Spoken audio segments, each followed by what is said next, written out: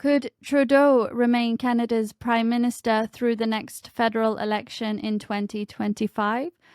Welcome to Riks Europe, Senator Michael L. MacDonald of the Conservative Party of Canada. Good morning. So what do you believe are the key factors contributing to the Liberal Party's loss of the traditionally safe Montreal seat? Well, I think it's a combination of factors across the country. We've had 9 years of Liberal rule under Trudeau.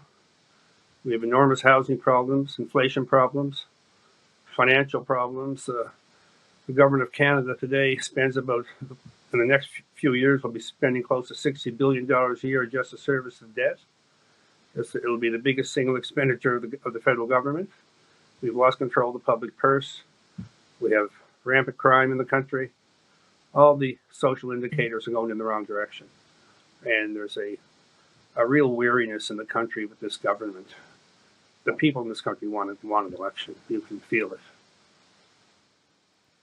And there's a growing internal dissent within the Liberal Party, and there is calls for Trudeau to step down.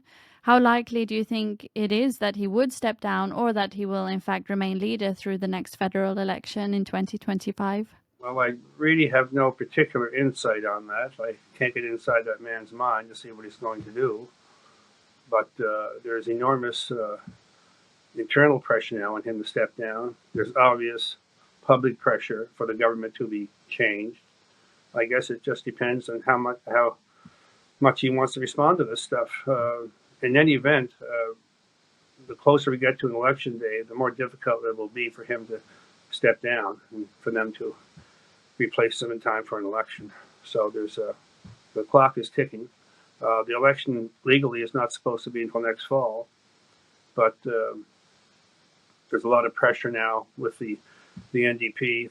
The Socialists have pulled their support from him, ostensibly pulled their support, even though I understand they're going to vote to support the government in the first non-confidence vote.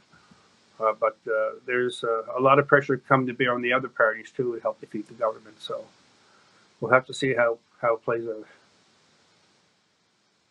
And how do you think the housing crisis and rising cost of living, which are said to be reasons why Trudeau's popularity is at an all-time low, how will it shape the political landscape leading up to the federal election?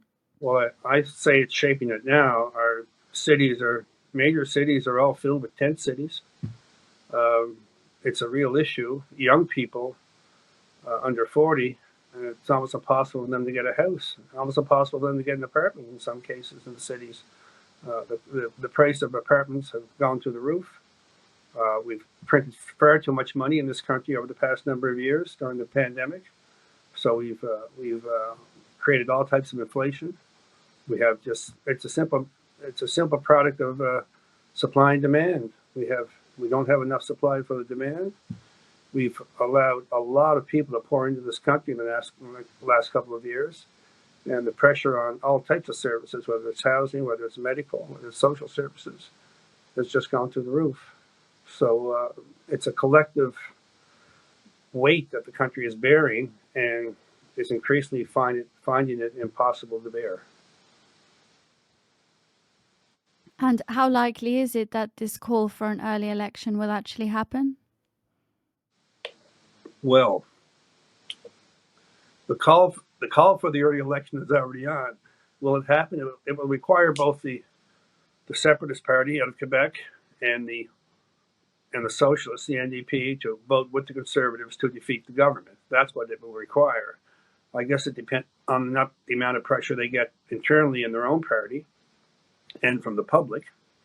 There's, for example, in Quebec, the Quebec Premier is demanding that the Bloc Québécois defeat the government.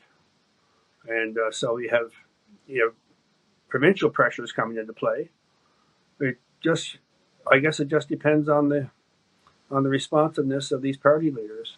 But there is great public pressure coming to bear, and there's great social pressure too in the country on this. The country is mentally exhausted with this government, and they want an election. I have to add too, in the last two elections, Mr. Trudeau got a majority in 2015, but both in 2019 and 2021, he came back with minority governments, and both elections, he actually pulled less vote across the country than the Conservative Party did. But our electoral system and the complexities of it, he ended up with a much more efficient vote, so they were able to hold on to the largest plurality in the parliament. But in the last two elections, the Conservatives have won the national vote. And should there be a power shift in the next election, when would the people of Canada start to see changes that they are wanting? Well, I think you would see the changes. The change would begin shortly after the election was completed and the new government was formed. The leader of the party, Pierre Poilievre, is somebody I've worked with in caucus for 15 years. He's a very able guy, very intelligent, very articulate, and a strong, small C conservative who knows that we have too much government in this country. Government has gotten too big. We're wallowing in government at all three levels, municipal, provincial, and federal. And we can't do much about the municipal or the provincial, but we certainly can do something about the federal in Ottawa. And I think that the government we have to reassess all of our government and see if we can do something to reduce the involvement of government in people's lives. Thank you, Senator Michael L. MacDonald of the Conservative Party of Canada, for being with us today. Well, my pleasure. My pleasure, excuse me, to be with you, and I hope everything's well in Sweden. I've never been to Sweden. I'm looking forward to getting there someday. I've been to many places in Europe, but not Sweden, so it's on my bucket list. Well, we shall be happy to have you, but hopefully you'll stop by the Riks Europe offices. I hope so too.